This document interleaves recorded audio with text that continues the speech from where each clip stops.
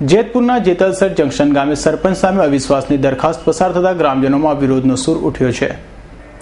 જેતપુર તાલુકાના જેતલસર જંકશન ગામની ગ્રામ પંચાયતને છેલ્લા ઘણા સમયથી રાજકીય વિવાદોથી ઘેરાયેલી બની છે, જેમને લઈને આજે ગ્રામ પંચાયતના સરપંચ પોપટ જેઠવા સામે વિરોધી બહુમતી સભ્યોએ અવિશ્વાસનો પ્રસ્તાવ 10-3ની સંખ્યાથી પસાર કર્યો હતો, જેથી તાલુકા વિકાસ અધિકારીએ સરપંચ સામેની અવિશ્વાસની દરખાસ્તને કલમ 56 હેઠળ મંજૂર કરી હતી। જેતલસર જંકશનની અંદર આજરોજ તારીખ 4ના રોજ સરપંચ સામે અવિશ્વાસની દરખાસ્ત માટેની આજે મીટિંગ રાખેલ હોય, જેની અંદર 10 સામે 3 વિરુદ્ધ 10 વિરુદ્ધ 3થી અવિશ્વાસની દરખાસ્ત પસાર થયા હોય, કલમ 56 મુજબ અવિશ્વાસની દરખાસ્ત મંજૂર કરવામાં આવે।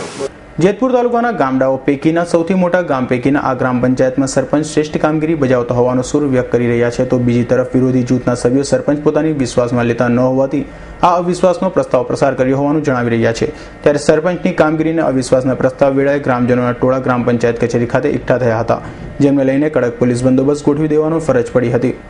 હું મારી ફરજ અદા કરું છું, હું ચોખ્ખાઈથી આ કામનું કાર્ય કરું છું અને આખું ગામ મારા ભેગું છે ને એ લોકોને ઘરે ઘરે બધાને ખબર છે કે આ સરપંચ કેવું કામ કરી બતાવ્યું છે। ટૂંકા ગાળાની અંદર જે 40 વર્ષની અંદર નથી કામ થયું એવું મેં ટૂંકા ગાળાની અંદર ઘરે ઘરે પાણી પહોંચાડી અને હરેક બૈરાના સમસ્યા પૂરી કરી દીધી છે। અહીંયા બીજા એનું જે કરે છે 3 લાખનું લાઇટનું એ અંદાજે ભરી દીધું છે ને લાઇટના હાથે બધું કર્યું છે। હવે ખાલી મારે રોડ ને ગટર કરવાના હતા એ કાર્યવાહી કરી છે, એટલે એ એનું રીતે ધરાર બધાને સત્તા જોઈ છે, એટલે એ વન સાઈડમાં રહીને એ લોકો આખા સભ્યો છે એ સમરસ થયેલા છે બારોબાર। એ અહીંયા કોઈ આ ગામને કોઈ એટલા પ્રજાજનો છે કોઈને ખબર નથી કે આ ગામમાં ચૂંટાઈ ગયેલ છે, એ લોકો બારોબાર સમરસ થઈ ગયેલા છે, ગામની અંદર ક્યાંય નથી ચૂંટાઈ ગયેલા લોકો, અને હરેક વખતે આવું જ કરે છે ને હરેક સરપંચને રાજીનામા અપાવે છે। અગાઉનો ઇતિહાસ તમે જાણો તમે। ગ્રામ પંચાયતના સત્તાધીશોના વિવાદમાં ભલે હોદ્દેદારો સામસામા આક્ષેપો કરી રહ્યા હોય, પરંતુ અવિશ્વાસના પ્રસ્તાવ વેળાએ જ રોષે ભરાયેલા ગ્રામજનોએ સરપંચની તરફદારી કરતા જોવા મળ્યા હતા અને બહુમતી સભ્યો ભ્રષ્ટાચાર આચરતા હોવાના આક્ષેપ ગ્રામજનોએ કર્યા હતા।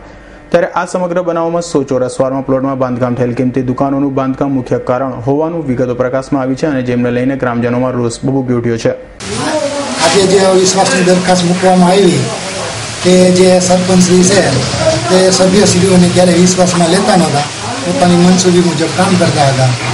જેથી કરી સભ્યોને બધાને અસંતોષ થતા આ અવિશ્વાસની દરખાસ્ત મૂકવામાં આવી આજે મીટિંગમાં પસાર કરી છે। હું વિધવા બેન હતી અને મારો પ્લોટ 3 નંબરનો મંજૂર થયો હતો અને ઉપસરપંચ અનિપભાઈ કરીને હતા, એને મારો પ્લોટ લઈ લીધો છે અને એમ કહે છે કે 30,000 રૂપિયા તમે લીધો છે, ને તે છતાંય પ્લોટ મારો છે ને બીજાને આપી દીધો, ખટાણાને આપાભાઈ ખટાણાને મારો પ્લોટ વેચી નાખ્યો અને એ લોકોએ સભ્ય આગળ પ્લોટ લઈ લીધા અને હું વિધવા બાઈ હતી, મારો પ્લોટ છે ને મને વાઘરીવાસમાં આપ્યો, એટલે મેં મંજૂર કર્યો નથી અને સરકારી પ્લોટ હોય અને બીપીએલ નું હોય એમાં 7-7 લાખની દુકાનો કરી લીધી એને।